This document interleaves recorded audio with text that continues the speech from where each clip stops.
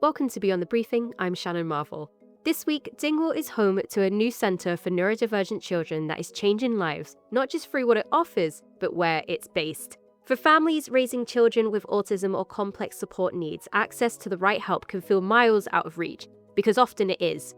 This new space promises something different, care that's close, custom-built, and community-led as well. Our reporter Federica Stefani is here on the launch day. Federica, you spent the day at the centre. Tell us what you saw.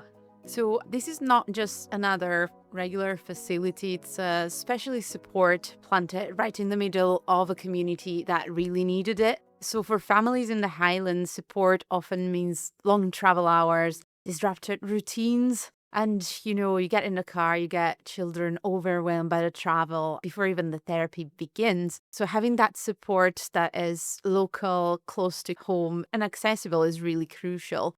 The new centre is run by Autism and Neurodiversity North of Scotland, and its CEO, Billy Alexander, stressed how the services are specifically tailored for those needs. We're already supporting a number of families. We're in double figures now from the local area and making a real difference to their lives and their everyday function. We're hearing that the facility and the support that we're providing is somewhat life-changing for them. And we're seeing really great outcomes already for the children and young people that we're supporting and working with. So it's been open for a few months. How is it exactly working day to day? So the space is quite literally a big play area designed specifically with neurodiversity in mind. It's very colorful with quieter corners, like lovely soft play area, a garden outside and a sensory room, which is a big hit according to the team at the centre. Quite often our children who are neurodivergent will think differently, play differently, have different sensory needs. So the facility is designed to meet that. So sensory overload, so noise, sound, light, touch, textures. We've got lots of different designs to meet all those different and unique needs for our children and families. Parents and carers can make a referral to the centre to access the play scheme. The great thing is that you don't need a formal diagnosis to access it. The support is tailored to the child's sensory needs.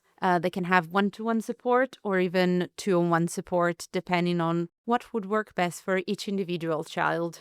These sessions, however, need to be either self-funded or covered through the Self-Directed Support Scheme, SDS. And Mr. Alexander said that they put a lot of effort into hiring really passionate and competent staff. They don't hire unless someone truly understands neurodiversity. That sounds like a pretty high bar, but it sounds like families really feel they're welcome there. And we're absolutely delighted on the opening day. Having such a facility closer to more rural communities in the Highlands. One of the parents I spoke to was Aaron Taylor. He was at the launch with his two daughters, Alice and Grace, who had been there before and loved it. Grace has a rare condition called Kleefstra syndrome, and Alice is 3 and already showing signs of autism. Their nan, Edna, was also there on the day, and she was loving it. Oh, it's amazing. I mean, Alice was 3 now, and it's the first time I've seen her so relaxed. She's going onto the chair, she's picking her colour of seat, she's watching the lights. The atmosphere is amazing. It's really lovely, and she's very comfortable. Fresh of breath air for the Highlands, for all parents and children, and I can't wait to see it thrive. They may present a little bit differently and they may come across a little bit differently, but that doesn't mean they're any less valuable in society. It's a powerful reminder that support isn't just a resource, it's a form of respect. So where's the funding coming from and how does a centre like this get off the ground? It's a bit of a patchwork. Some of it is from the Whole Family Wellbeing Fund, so Scottish Government, and some from the Highland Council. And a big piece is from private funding as well. The setup costs were up to around £200,000. And Highland Council has promised to match fund for the running cost. And that's just over £100,000 a year for the first 2 years. But the message is this was built with a community input. MSP Marie Todd was there at the launch on the day, and she emphasized just how involved local families were in shaping the service.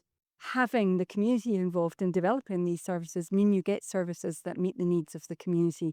And it was really nice to hear as I went round today just how much care had been taken, even with the sighting of the the service, Dingwall came out on top with the people who are going to access it as the best place to put it. So they've been involved even in decisions like the location. So what's next for the centre then, Fed? So right now it can support up to 30 children per session, and it covers around a 15-mile radius around Dingwall. But there's demand beyond that, and of course pressure for funding is a real concern as always. We hope it won't be for the centre, but we know how things go, so that's something to keep in mind for services in the area of this kind. Aaron put it honestly. It's difficult times, there's a lot of things up in arms, a lot of support coming and going, and people who are in charge don't really know what to do with it. And it's really worrying. It's a really worrying time for not only us, but the children as well, because they deserve the right support, and every child deserves to feel safe, secure, and comfortable in the environment that they're in. And this is one place that definitely ticks all those boxes. So it's already making an impact, but there's no guarantee on longevity. Exactly. It looks like a model that works, but only if it's allowed to continue. So hopefully it will too continue and expand and support other communities in the Highlands. And the Autism and Neurodiversity Centre in Dingwall, A&D, it isn't a miracle cure, but it's a meaningful change. A reminder that support must be tailored, must be local, and it's rooted in listening as well. Yeah, absolutely. And for families in the Highlands, first of all, this is really good news among an ocean of bad news, unfortunately, in this type of sector. But this centre really offers something rare, which is help that comes without a long-distance journey. You've been listening to Beyond the Briefing, the stories behind the headlines, diving deeper into the biggest local stories in the Highlands. This podcast is brought to you by Highland News and Media. It's hosted by Shannon Marvell and produced by Christopher Dixon. If you enjoyed this show, make sure to subscribe and share with others who care about local journalism.